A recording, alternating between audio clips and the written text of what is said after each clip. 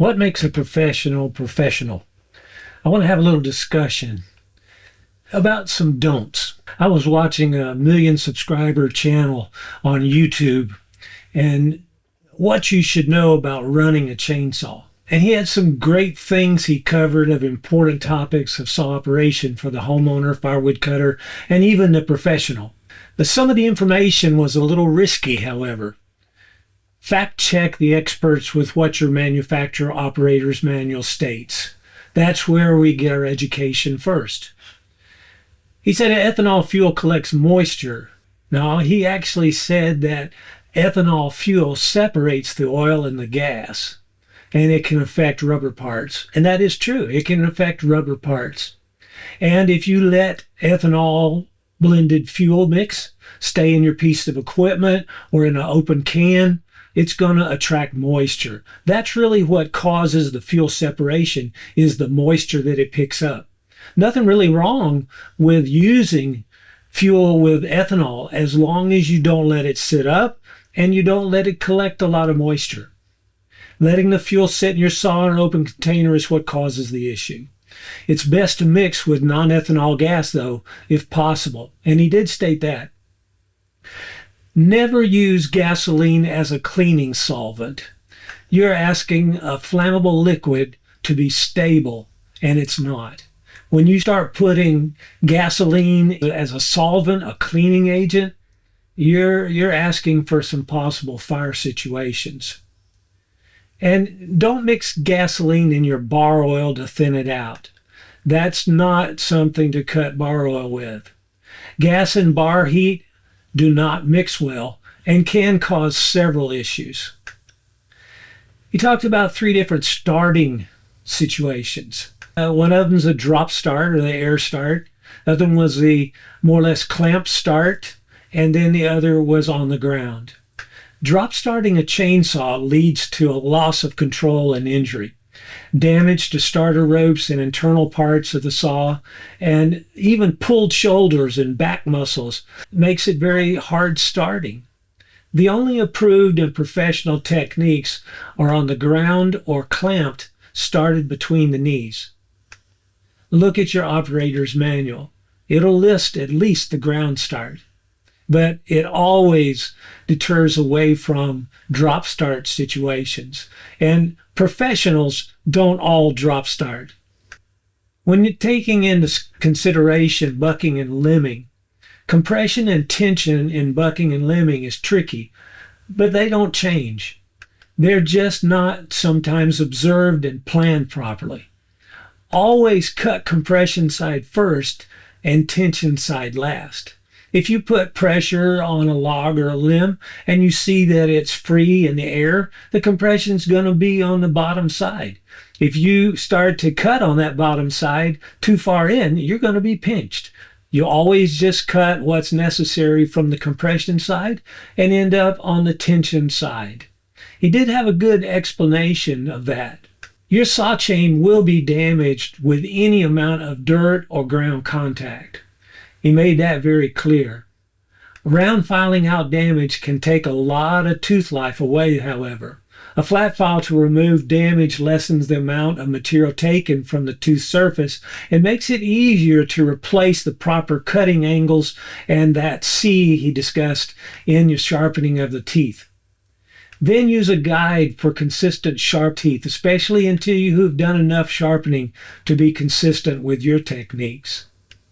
When felling trees and working with some larger limbs, don't take off or thin your hinge wood until something moves, like the tree. It may move the wrong way. Leave constant 10% of the diameter breast height of the tree in hinge thickness or width. Same is basically true with the limb diameter. Then pull or wedge to lift if necessary. That hinge maintains your steering and control and gives you safety in that work area. As soon as the tree's kerf opens on its own, the tree is falling. Immediately go to your escape route and look up and watch the tree and surroundings for falling debris. Looking up the tree as you're driving wedges or you end up as you're sawing doesn't give you control where you need to be. And when do you look up? When that limb is falling on you or not? The best thing is to limit your exposure time at that. And if you see something up there that's hazardous, you need to make sure that you've got some kind of a spotter. And check those things out. Try to put yourself in the right position. And most things don't fall from vibration. They fall from coming in contact with another adjacent limb or tree. One added note is driving a wedge or pushing or pulling with a roper machine will shake out limbs and tops just as well. If the hinge is not flexible enough to start breaking from the back to the front, you're going to see a lot more shaking in the top. So that hinge needs to be set up before you start to get a lot of movement with the tree or the limb. PPE, personal protective equipment, is not for show. It's for an operator, professional, or novice to lessen injury should an accident occur, an unplanned event. Use leg protection, gloves, safety glasses, and hard hats when working with chainsaws and trees. Sharpening a saw without gloves is going to end up in finger cuts if you do it enough. When you start to look at working around blowing a saw off and you don't have safety glasses on, you're taking high chances of having something in your eye. When you start working around the tree, your PPE should be in place. And, it doesn't make any difference how professional you are or how many experience hours you have. Accidents are not expected. He made statement that he had a situation with chaps very recently. And that's because it doesn't make any difference how many hours you have. If you miss something in your plan, you're going to have an accident. They are unplanned events. So that PPE is your protection against kind of your best insurance. It's not your first form of protection. That should be your planning process. My last statement is, fact check your YouTube instructions with the manufacturer's instruction in the operator's manual. I would lean towards the advice from the manufacturer a lot sooner than I would a so-called professional never doing it properly as the manual calls. Build your business and experience the right way, and others will learn from it and live longer without unwanted events. I see stickers of ISA, International Society of Arboriculture. And that's a very extensive training program to make tree care operators more professional. And when you have that sticker on, you should have paid attention to the training that you've had. That means you're working and striving to be the best professional you can be. If we don't do that, those certifications mean nothing. Because if you take the courses and you don't utilize the safety and follow OSHA or Department of Labor regulations, those kinds of things, take care of your employees with proper equipment and all, you're totally demeaning all the process of training and education in the industry.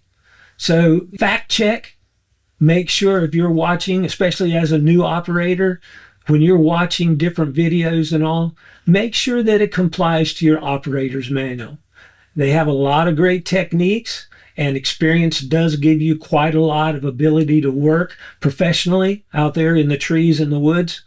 But if you don't have a good planning base, which comes from that training and reading your manuals and knowing what the abilities of the piece of equipment are, you're going to end up with issues and possibly causing danger or life-threatening things to people around you. And that's just not the way to be. So that's the list of don'ts from one video that I watched. And, a lot of good things out there.